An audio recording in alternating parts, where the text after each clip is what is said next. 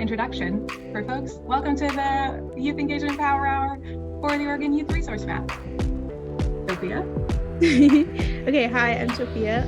I helped last summer with the Oregon Youth Resource Map, and I'm going to go over some of the rules of youth engagement that we want to sort of set up before we get into things. So our acronym is RESPECT. We've got R for reasonable. We ask that you ask youth reasonable questions that are relevant to the topic, culturally appropriate, age appropriate, comprehensive, common sense, etc. Then there's equity, that we value perspectives from different cultures, ethnicities, genders, sexualities, etc. And just being intentional about making space and uplifting voices of youth. Safe, we want to engage in a way that is trauma-informed, be mindful not to ask questions that raise conversation points that might re-traumatize individuals, and avoid pressing for very specific details regarding trauma. Participation can look different from person to person and even day by day. Show up to the space however you deem appropriate. What's crucial is your presence and excitement to engage with the topics. How you do so is up to you. Experts. Remember that youth are experts in their own lived experience and hold experiential knowledge, which holds just as much value as academic and professional knowledge. C is for collaboration. Aim to collaborate, network and follow up with organizations, youth councils, and young adult leaders, hoping to uplift their voice and empowering them in their goals. And finally, T is for think critically and with open-mindedness and curiosity. Some ideas, perspectives, and feedback might be new to you. So allow this to challenge you in bringing fresh perspectives. And think about how these ideas could be integrated into your own organization. Awesome. Thank you, Sophia. So, we're just going to do a quick round of introductions before getting into, what is the Oregon Youth Resource Map, so you'll know who is speaking here today.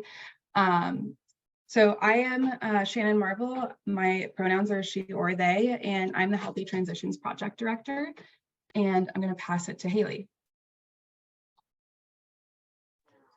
Hi, my name's Haley Harden. My pronouns are she, her, and I'm the project coordinator at Direction Service in Lane County for the Healthy Transitions program. And I will pass it to Sophia. Okay, so I'm going to give a quick overview of what the map looks like and how it works. Sophia, this is just where you're introducing yourself and your pronouns. Well, sorry guys. Okay. Hi, I'm Sophia. I use she, they pronouns. I am sort of help around with various healthy transition projects, and I had a hand in lots of data entry last summer for the Oregon Youth Resource Map. Thank you. Ezra? Hi, I'm Ezra. I'm from HIV Alliance as a peer support, and I go by they, them pronouns. Nicole? Hi, I'm Nicole. I use she, her pronouns, and I'm a young adult peer support specialist at Direction Service with the Healthy Transitions program as well. All right. I think that leaves me. Hello, everyone. My name is Sarah Rasmussen. I use she, her pronouns, and I am the Healthy Transitions Youth and Young Adult Coordinator. And a fun fact about me is that I hate the rain and I have 3 hedgehogs. Thank you, Matt. Yeah. Okay, so I also just noticed that Nikobi was able to pop into the space. She's been the other person that we've been partnering with to put on this series. She works as a community engagement analyst for the Office of Resilience and Recovery, and she is on the move, I believe, so she's on her iPhone. Yeah, I'm on my iPhone. Awesome, great. Do you want to introduce yourself real quick? Yeah, hey everyone. If you're from OHA, I apologize about, or received any of the links, I apologize about the change in link updates, and I hope that folks were able to receive that and get it together. well. But yeah, my name is Nikobi. I am from OHA's Office of Recovery and Resilience. I am a youth engagement subject matter expert here at OHA. I'm super excited about this specific presentation. Oh, I use she, they pronouns. About this specific presentation, because it really does show how when a youth council or youth group gets together and visions something and then creates it into actualization, it's a very beautiful thing.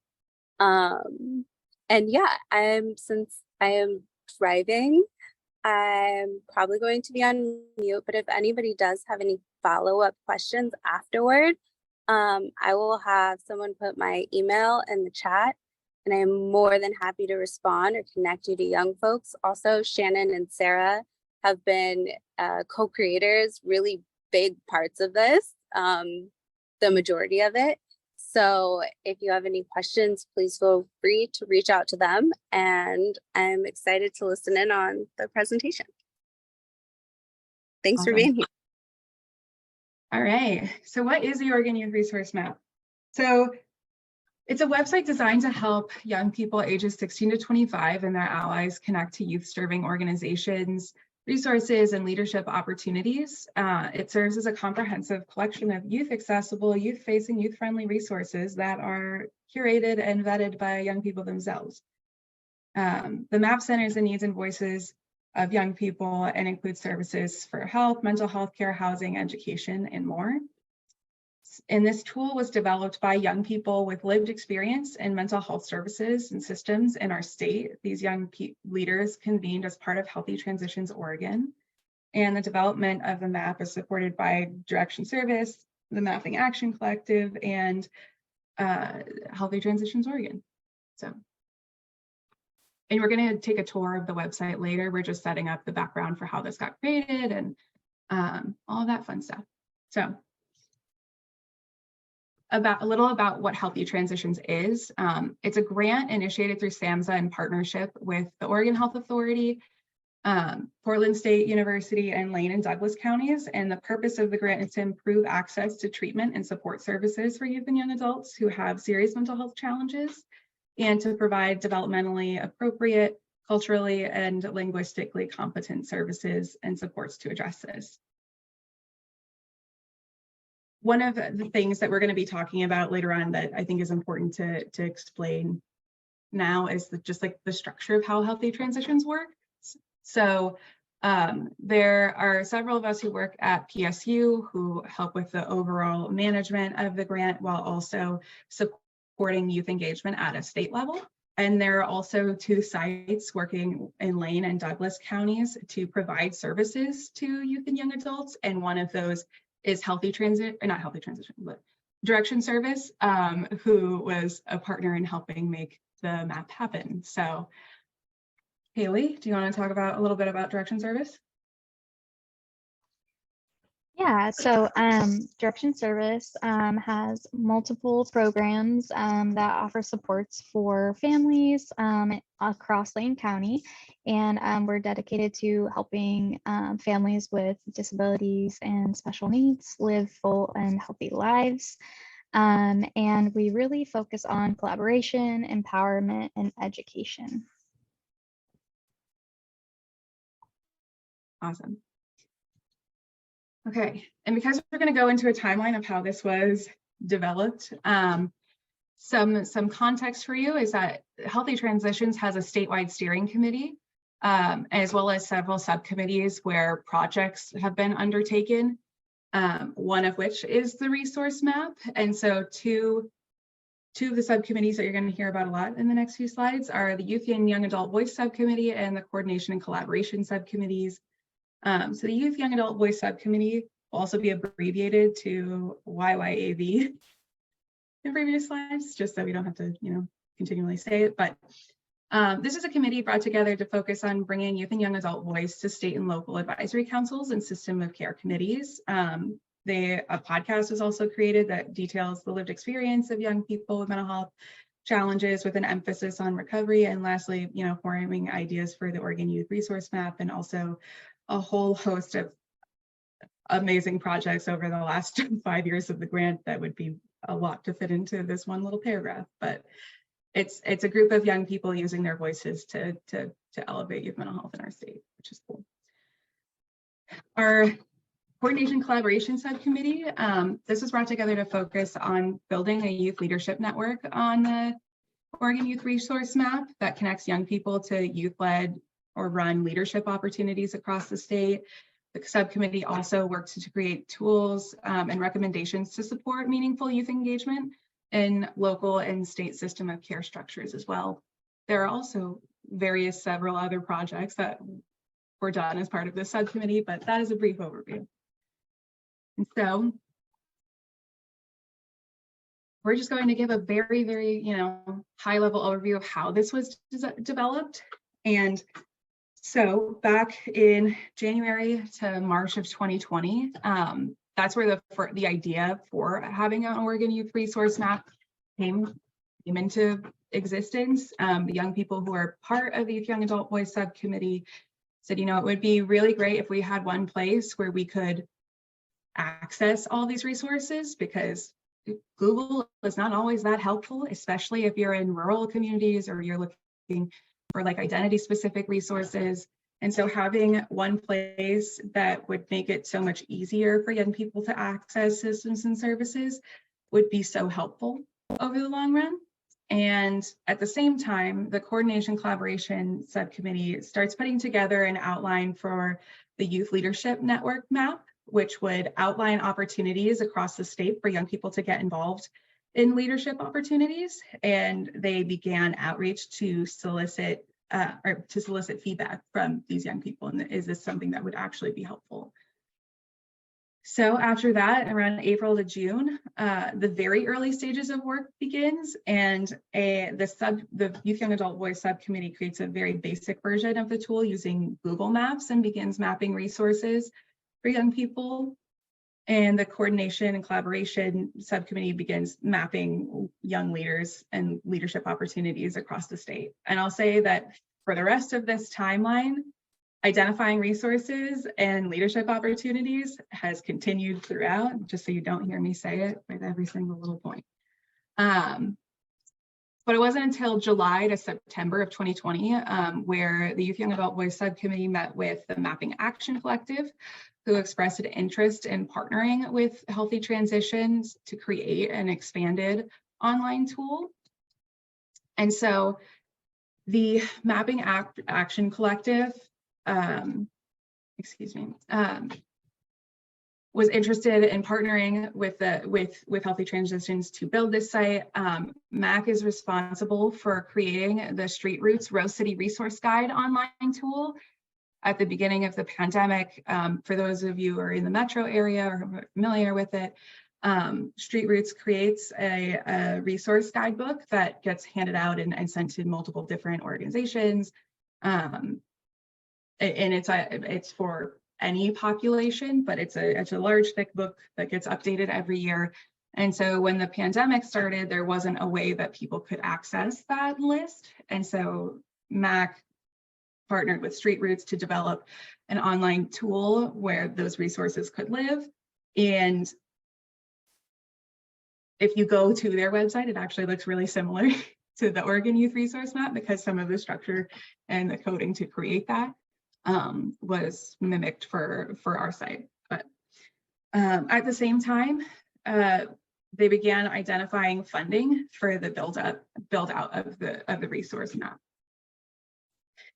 And then starting in October through December, Direction Service is joining the effort, which is one of our local Healthy Transition sites, and agrees to partner to fund the development of the site. And I want to hand it to Haley for her to talk about why they got involved. Yeah, so when some of our Healthy Transitions team members were a part of the Youth and Young Adult Voice Subcommittee, and we were hearing these conversations from youth and young adults who were just saying that the hardest thing was just figuring out where to start and figuring out where to go for resources, to how to even get started. They knew what they needed, but they didn't know where to go. And so that they really needed one central place to go that had a visual map. And Direction Service really wanted to support that effort and support what the youth themselves were saying they needed that would be most helpful for them. And that's something that is of high value to Direction Service across all of our programs. We really want to support youth voice and youth engagement and collaboration. So when we heard of this project and the opportunity to be a part of funding it and providing staffing to fill in the map and to keep it updated ongoing and make sure that this is a resource that we have for the youth and young adults who are asking for it, it just made sense for us to be a part of that. Awesome. Thank you, Haley.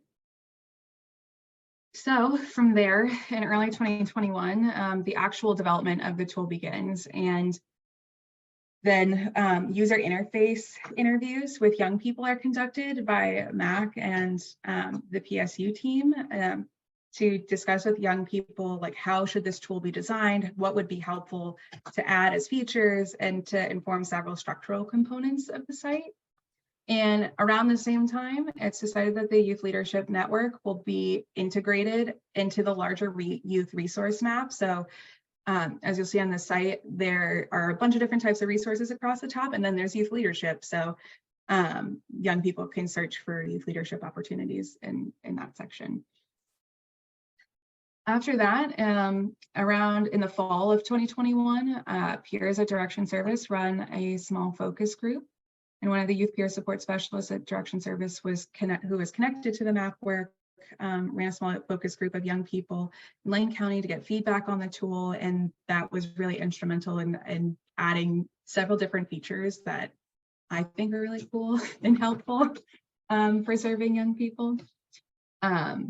But yeah, and so in March of 2022, the completion of the site, the site development is completed. The version that you see now is the version that was made then, and ongoing data entry begins. So, and that just means populating the map with resources across the state. All right. So let's talk a little bit about what exactly you can do with this awesome resource. And we're going to take a tour of the website in a second. But first, just so you know, as you look at it, kind of what you might be able to do with it. So for young people, and this could be for young people in the room, or for if you know young people in your life, have loved ones that you care about, they can use the map to see what resources, services, and programs are available within their community and how to access them. And it's awesome, especially as a young person, to have kind of like a one-stop shop for all these places, because it can be really exhausting, right? To make like a million phone calls, especially imagine if you're in a place where you're already struggling with your mental health and you just are getting forwarded from one phone number to another one and then to a voicemail. You know, it's nice to have everything in a concrete place. You can also create your own printable and also shareable resource lists. So and we'll show that in a second, how you can kind of star ones that you like and have the link to either print or share with others. You can access direct links to provider websites, social media accounts, and contact information, so you have your next steps prepared for you.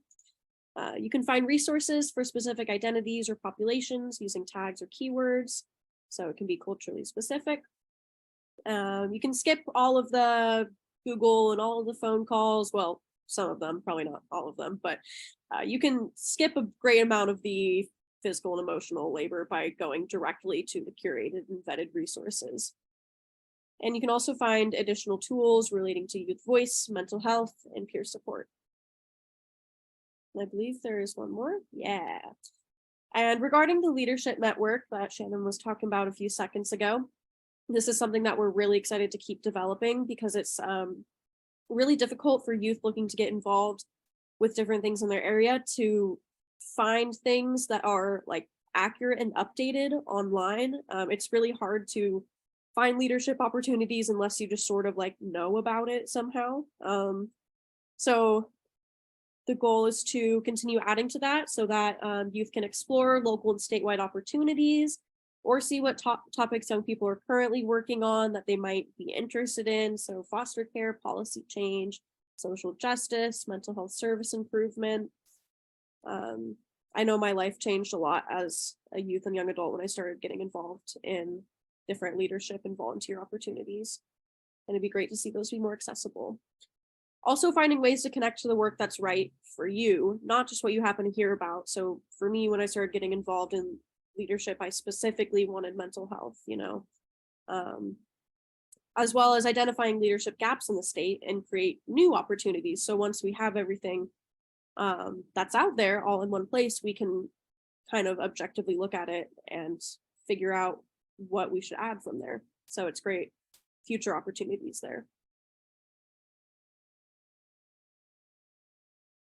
And so how to use this map for allies and supports. You can share this map with young adults to see what youth specific resources, services, and programs are available in your community. It can help a young person find out what's out there, explore options to find the best fit and figure out how to access them. You can share this tool with other allies or supporters in your network. You can create your own principal shareable lists and click through directly to provider websites, social media accounts, and contact information. And you can search by keyword or tags, access additional tools and articles related to youth voice, mental health, peers, and etc. And you can also support youth voice and help develop young leaders. So identify young leaders or leadership groups in your area, find out what they're working on and how you can connect with them. You can recruit local youth or young adults to participate on a council, committee, or board, or help start a youth council at your organization. You can also access resources that will help you better yourself as an ally and amplify youth voice. And you can find out how to assess your ability to support meaningful youth engagement within these spaces and use tools to help sustain that engagement in an ongoing way. And here's how you can help. So right now it is still a relatively small team who are doing data entry and cleaning, meaning like, making sure that everything that's on the map is currently up to date. And data entry isn't necessarily hard, but it is tedious. And we're still working to develop a formalized structure for keeping everything up to date, which is like we should have in place in the very near future. However, this is how you can help as a person in our community to check to see if the resource or opportunity maybe you work for or you know about or you volunteer for is on the map. You can do this by using the search bar on the site. This is really important because it helps us avoid duplicates, which makes the map harder to use if there's two, youth lines on the map, not necessarily super helpful. Anyways, the second thing is if the resource or opportunity is on the map, please check the information that's listed. Is the contact information, address, and the description of services correct? And if the resource or opportunity is not on the map, please submit it. There's a link on the site that Sophia is going to share where you can submit your own resources to the database. It's important to note that these are not updated live. And so we have to go in and manually upload data to the site. So if you enter in a resource, it's not going to automatically be there. But all of this will help us make the map better and more applicable for young people. And we are still in the process of doing data entry, especially for rural places across the state. And so another way in which you can help is that if you have your own resource lists within your specific community that you are willing to share, we would love to have them, because operating off of those and putting them directly into the map based off of what the community is already using and has identified as helpful really helps speed the process along. So, all right. Now I'm going to hand it over to Sophia to give a little demo of how to use the site and an overview.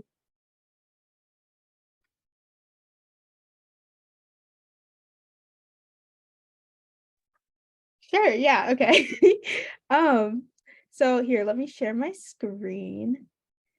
And so here's kind of the homepage. Here's what you'll see when you first open the website.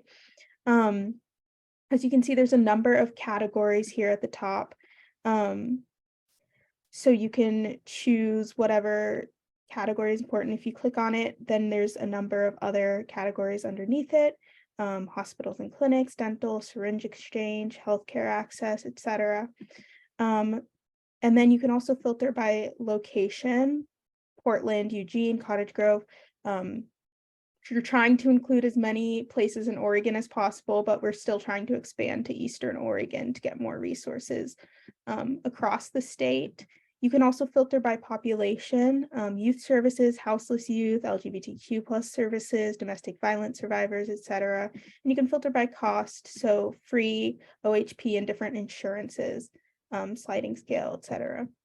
And age group as well, you can filter by. So I'll just give like a quick example. If I'm looking for HIV/AIDS research and I live in Douglas County, here's one resource. And then there's a little sidebar, it'll show you more information about the resource. So there's a brief description. It tells you here about cost. We do bill for insurance, but will work. So you can contact them.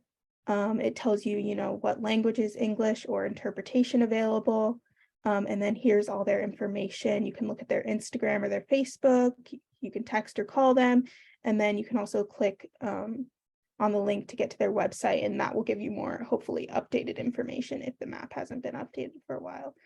Another really cool thing that you can do that was really important to youth when they were developing the map is star resources. So if you wanted to share it with like a friend or a loved one, you can pick out resources that you think might be useful for them and star them up here in the corner.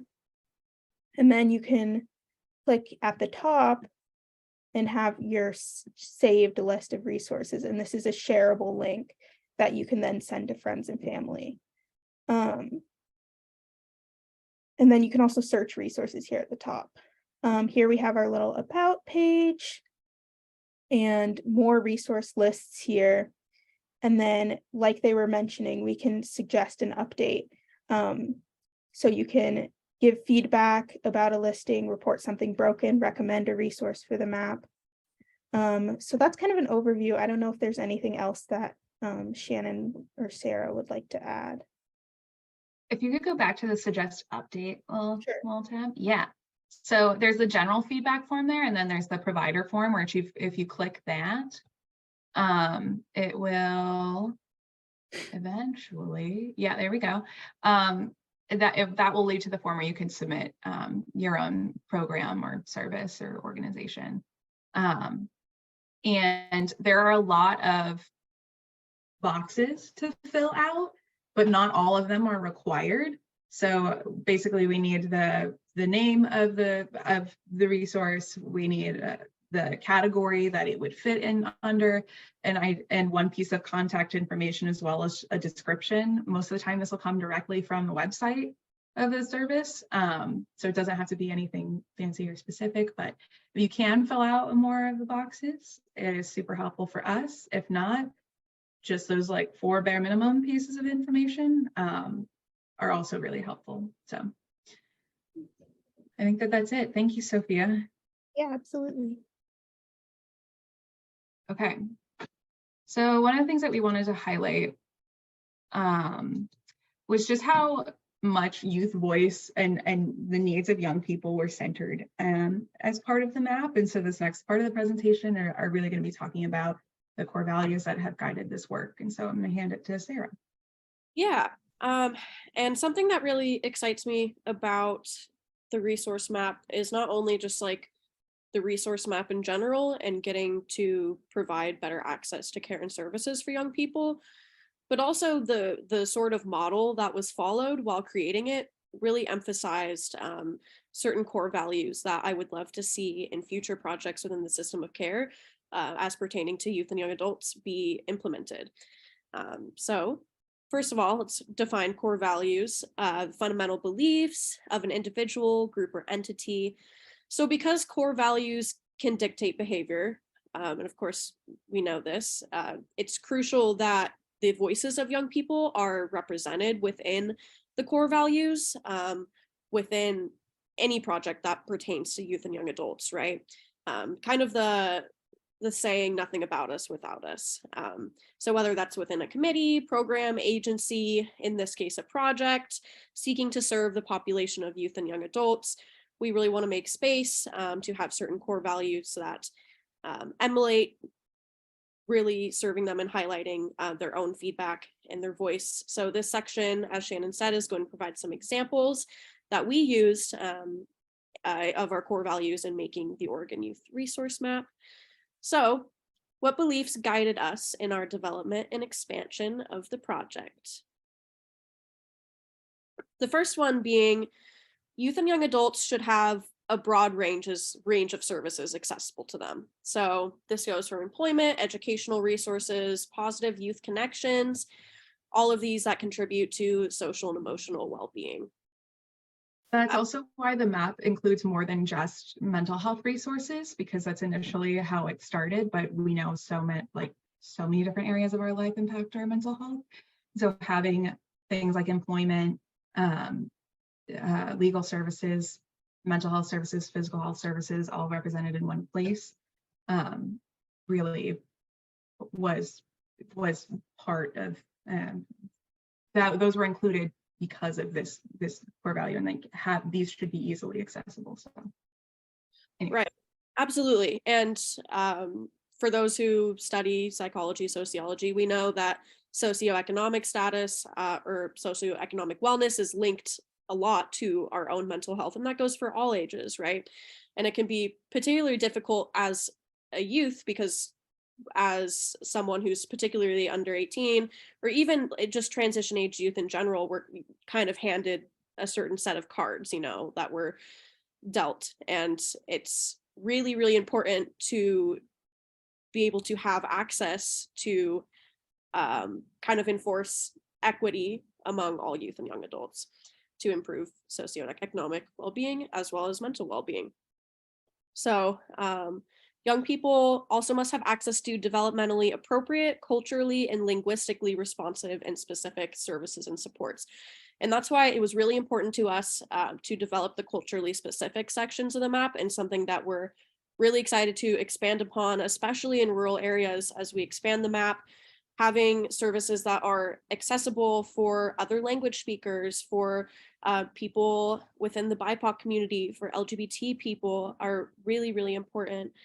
And another guiding value, and we talked about this a little bit within our rules sheet, is that we want to treat youth as the experts when we're developing this project, because youth come with their own experiences of being directly impacted by youth-facing systems and services. So that could be government, legal services, school, medical, mental health services, all of this stuff. And I think we all know, and probably most of us have experienced in our own personal ways, that the system can be very flawed.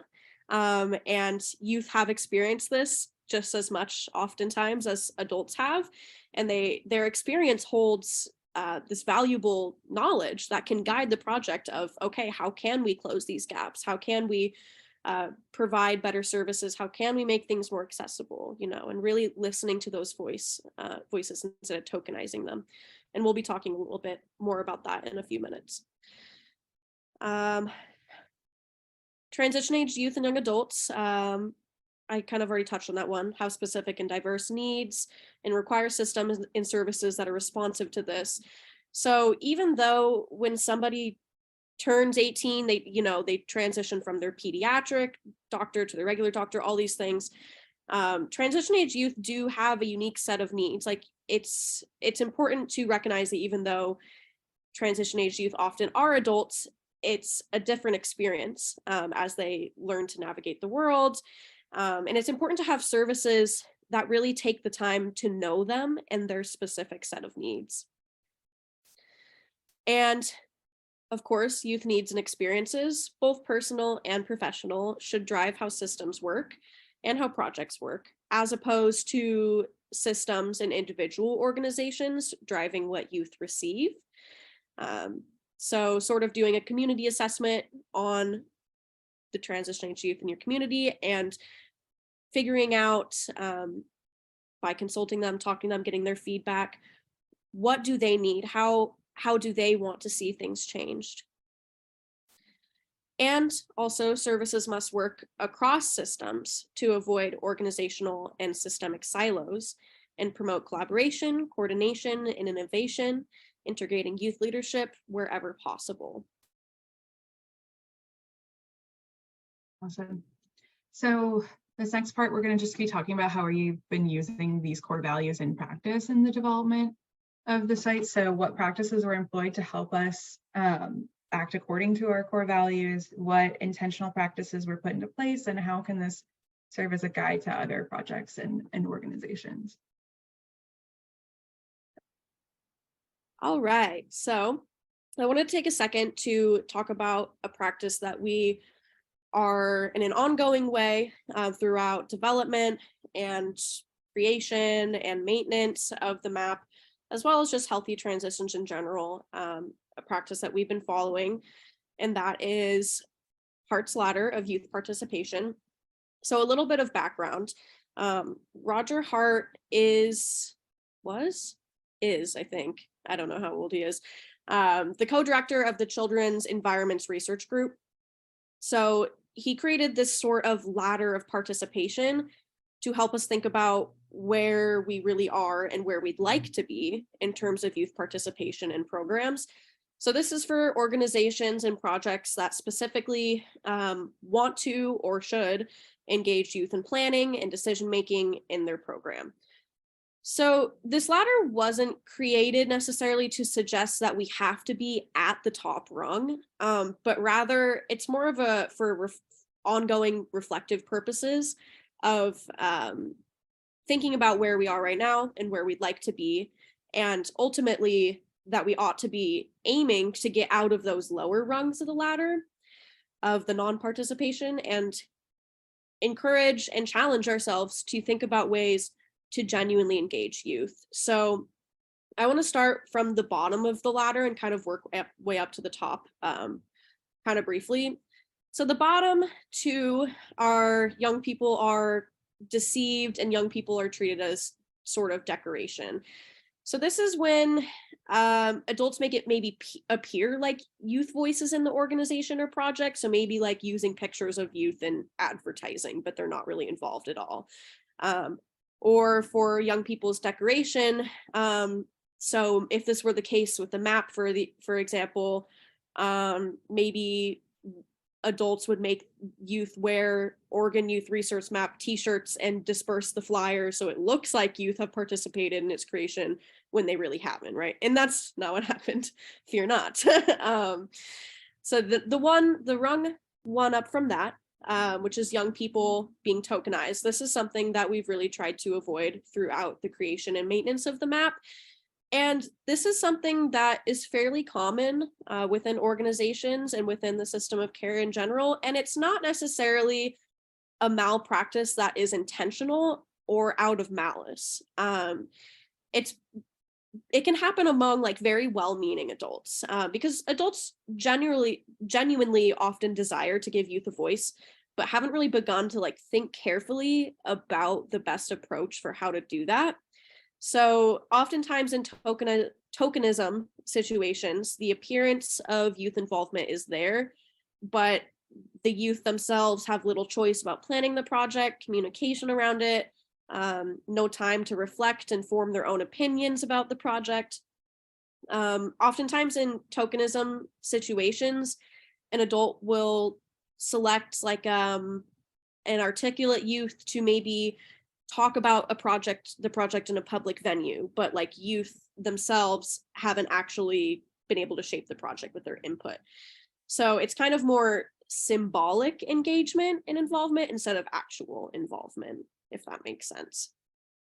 So up from that rung, we have young people being assigned and informed. So they're given a task, they're told about the project, and maybe they don't have much choice over the task, but they do the task. Within rung 5, we have they're consulted, so maybe they get to give their opinion a little bit, right? And informed. Rung 6, we have adult initiated shared decisions with young people. So this is starting to be the higher 3 rungs of the ladder. So in rung 6, we have youth being involved in some facets, but they didn't create the project idea themselves, and they're not spearheading it. And again, not necessarily a bad thing, just what it is.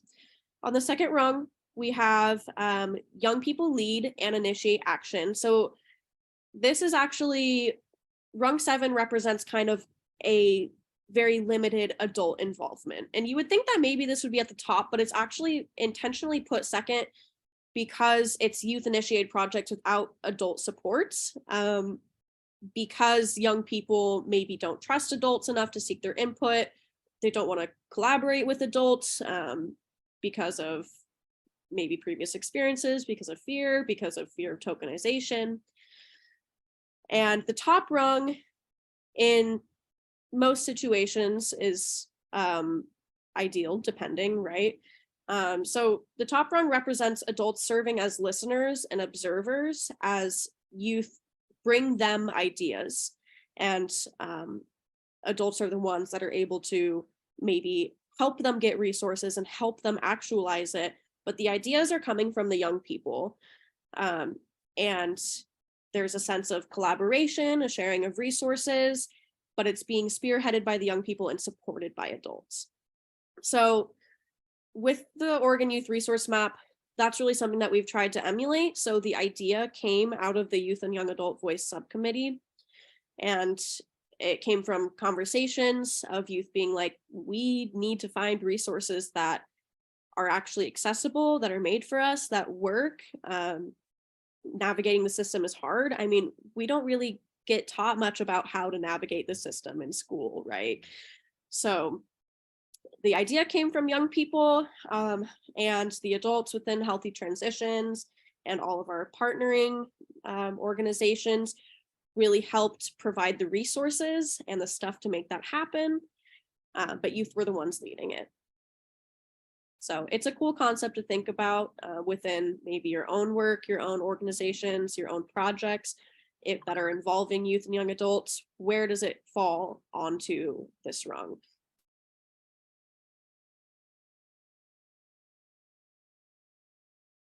Oops, did the whole thing where I was on mute and talking.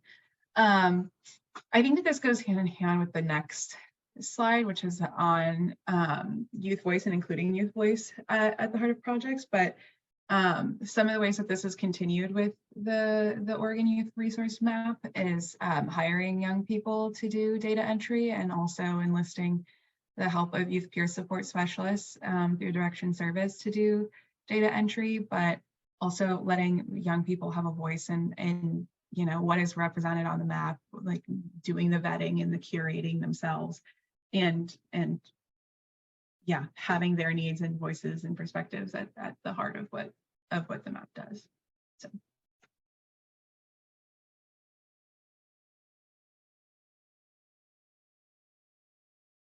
And I think that's particularly important as well, because with my experience, I'm a young adult. I've been involved in mental health advocacy since about 16. And I got really, really involved when I was 18, when I was starting college for my social work degree.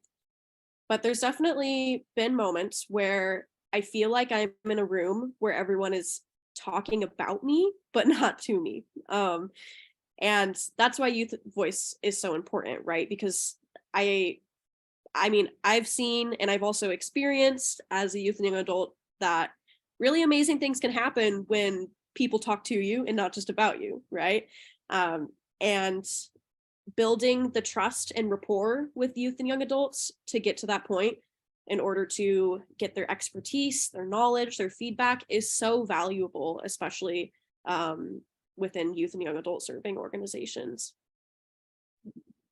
Hi, it's Nikobi. I just wanted to highlight, can folks hear me? I can't see anyone in the Zoom room. Yes, we can hear you. Okay, fabulous. One thing I really wanted to highlight about the work that you've done with the map and and with me specifically in general and OHA is that it really served as kind of like a model as to how to really actualize youth vision.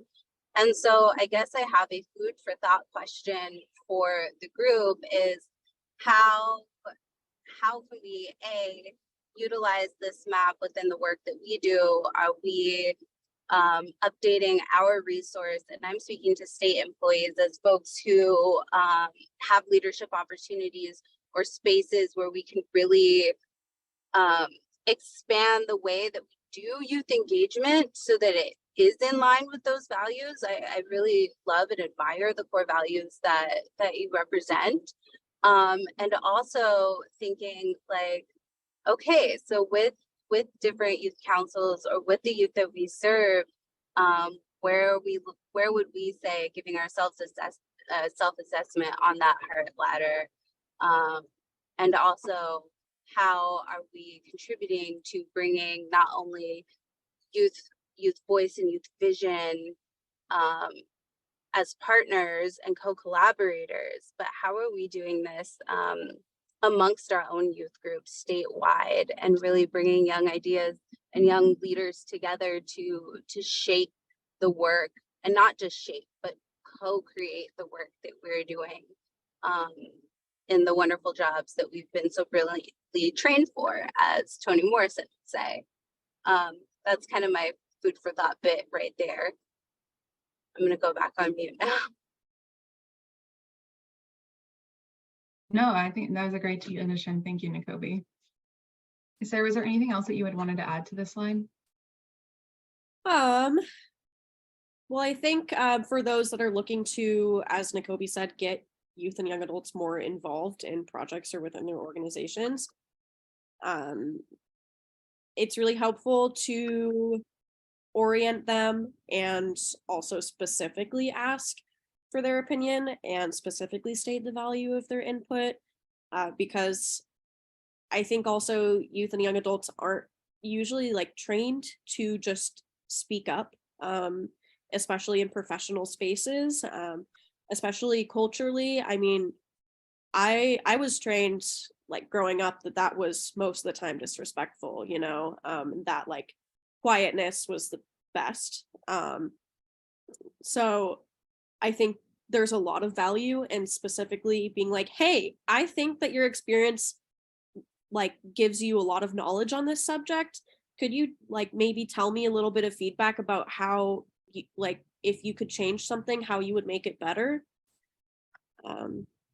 as an example. But it is oftentimes really powerful, I think, for both parties, powerful for the organization, because I mean, you're investing in your future leaders, right? And you're investing in maybe even future employees, or but also just investing in the wellness of the world and getting new ideas in that moment for your organization, getting feedback that will benefit your organization, help you provide better services. And of course, beneficial for youth because they're learning how to use their voice and they're learning how to speak up and make effective change and all of these amazing things. Bye, Jeanette. Thank you for coming. And yeah, it's just an amazing thing to see. And I think that when it's done right, it can really make a difference. That's all. It's actually a great segue to the next one. We're going to talk about how we were using the focus groups and asking for youth feedback to inform the map. And so I'm going to hand it over to Ezra, who was the one who facilitated that focus group.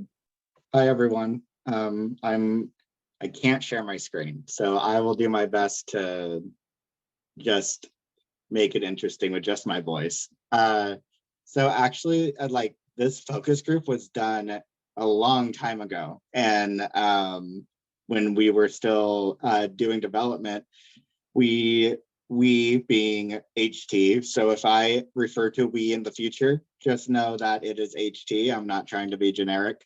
And so what we decided at HT to do was we worked at Hosea Drop-In Center. And for those of you not in Eugene, it's a place where young people, I think under the age of 25, can go in, get food, clothing, hygiene, pretty much anything you can think of that a drop-in space would provide.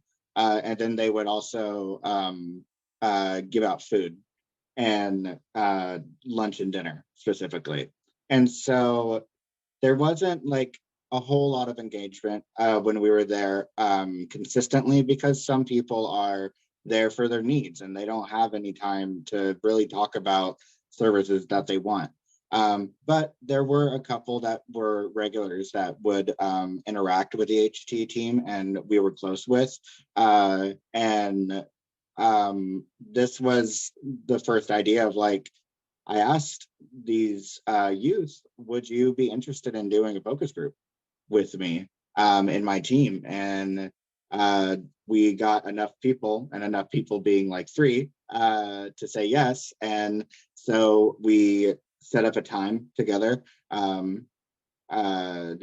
Haley was also there, me, and then a couple of other people who are not here today, but were very helpful in making it happen. We used the Hosea drop-in space, and we basically set them up with a very early version of the map. Actually, it's been so long since I worked on the map that a lot of the features I see now weren't present when I was working on it, which is really exciting. I love that.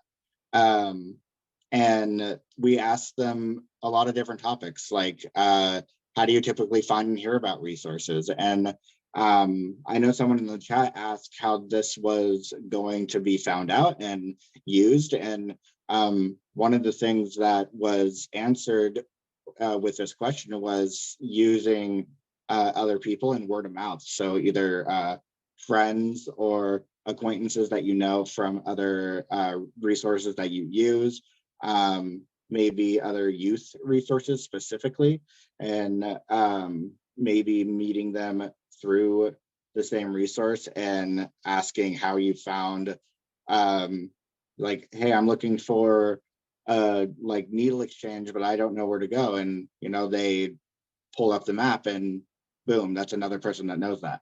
And then, yeah, so other community supports. And then a lot of times I asked about Google, and Google was not very useful for like finding resources.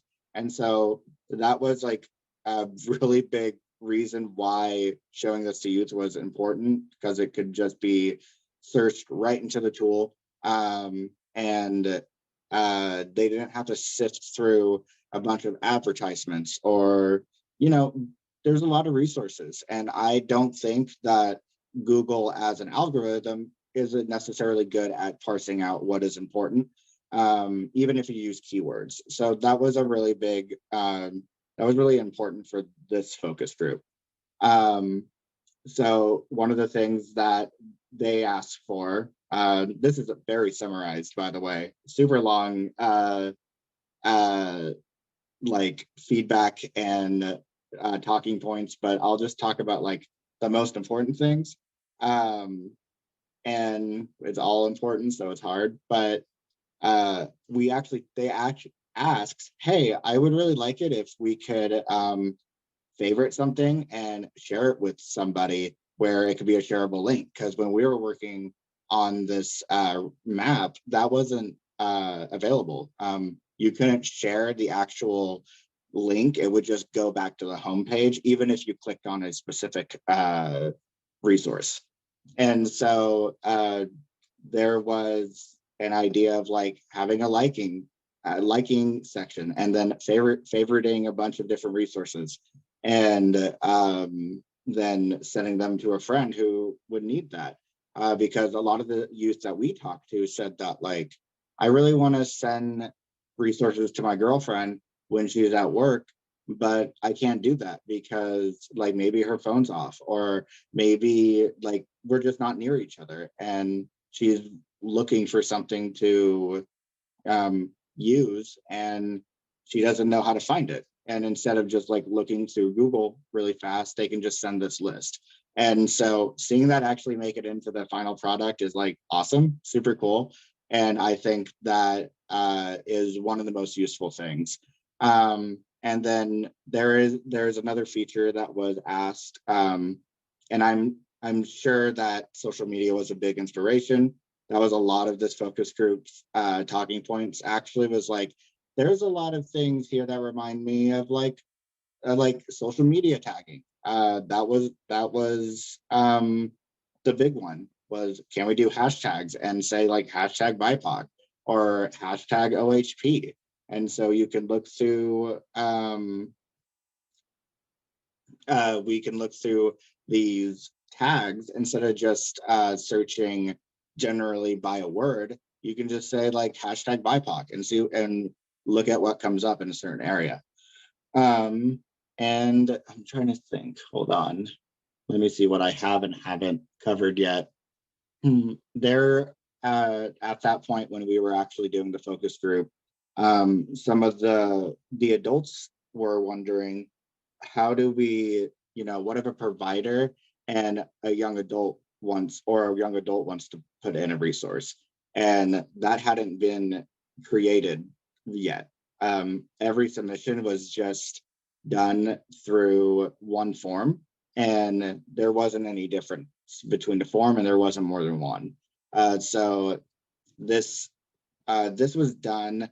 I actually don't remember exactly why we decided to change it, but I think it has to do with the duplication that Shannon has mentioned. And it is also helpful because the youth might not know all of the resource information, but a provider might, and they can actually put in as much or as little information as they wanted.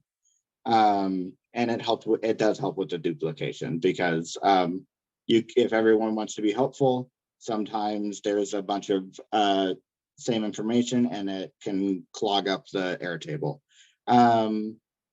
And then I don't think this was like technical limitation, but a feedback on the map that was not possible to do was sending your location if you're at a resource and wanted to send it like, I don't know. I think you can do that on pretty much every social media app nowadays.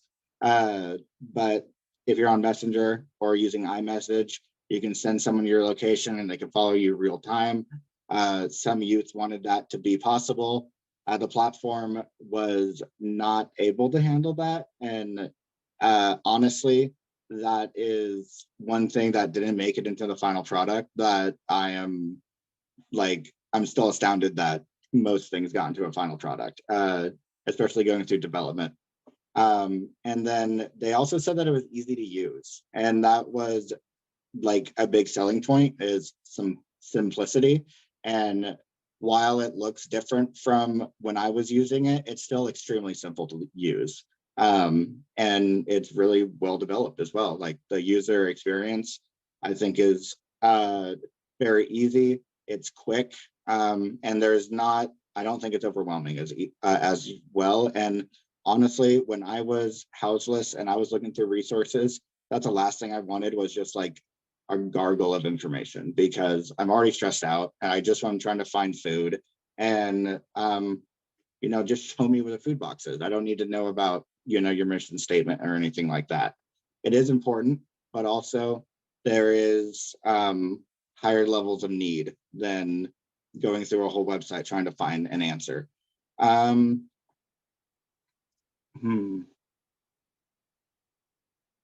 I think you did a great job of outlining kind of what that process looked like and how that was integrated into the final form. But yeah, no, there are several features that have been added as a result of that focus group and feedback from young people that really make the site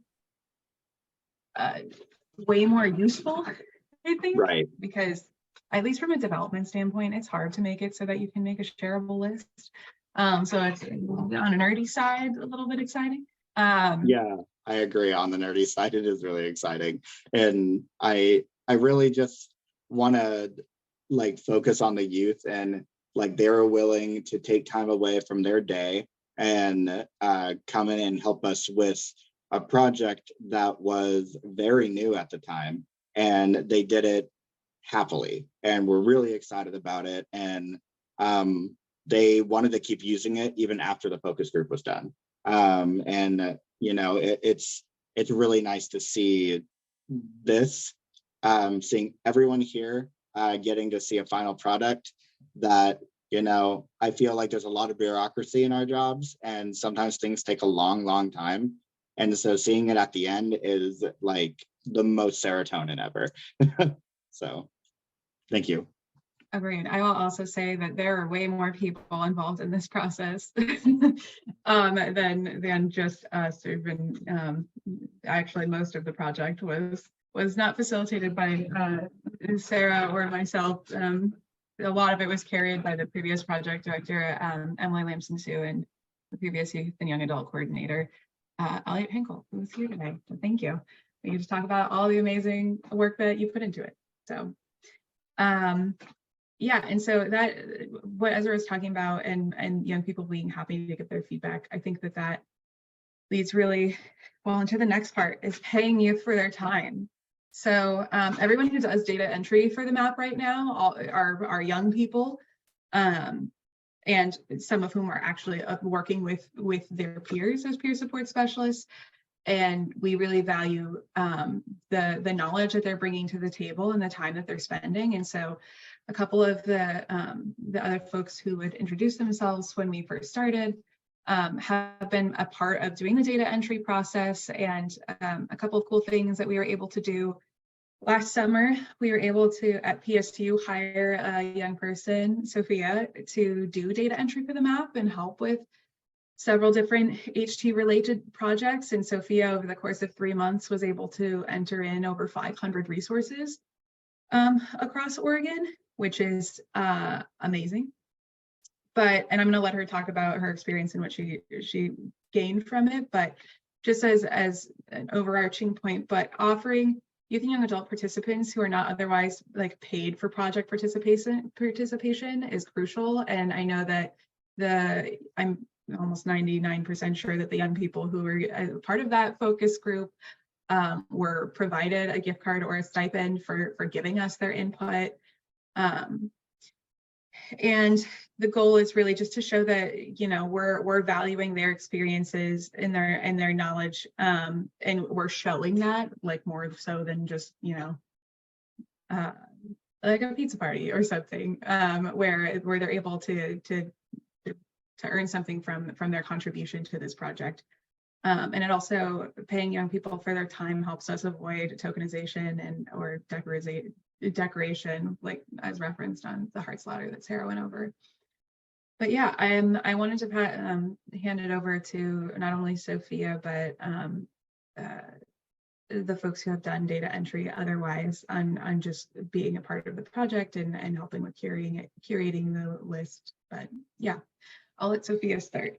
Oh, we also have been able to recently, last week, we had 2 interns start who are young people to do data entry specifically for the map for 10 hours a week, and that should go for the next 3 months.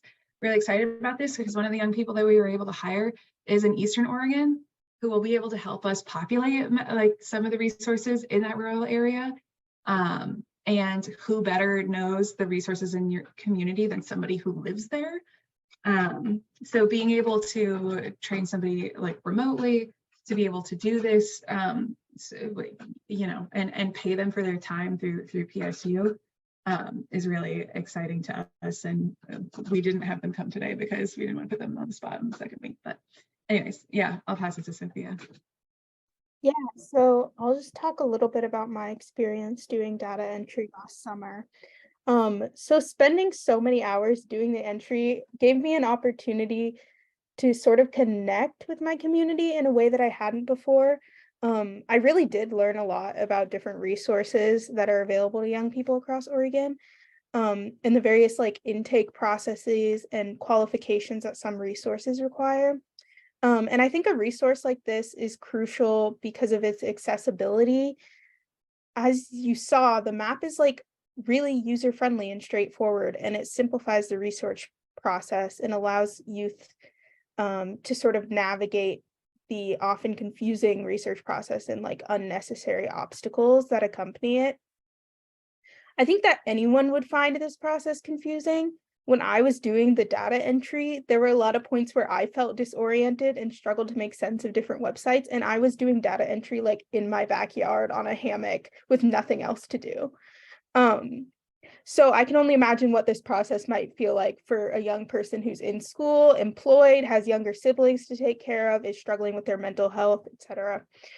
Especially when institutions like the school to prison pipeline are actively working against them and in getting these resources. So the Oregon Youth Resource Map is essential because it is simple and it's a comprehensive resource to connect young people to their communities. So yeah, I guess that's kind of what I have to say about that. Yeah, we appreciate it. I just want to thank you all for your time and for being here and for listening to our project. There's been a lot of effort and work that has gone into it, and it's something that even just being able to carry on from the folks who really championed it, the initial creation of it, has been an honor. It's so exciting to be able to share this with you all. And so there's ways that we can connect to your work. We would love to be able to. And again, we just really appreciate your time and for listening, and hope that you'll come back for the next Power Hour, which will be talking about a theory of change for peer support and why does peer support work for young people and how young people were at the helm of that process. So yeah, thank you all so much for being here.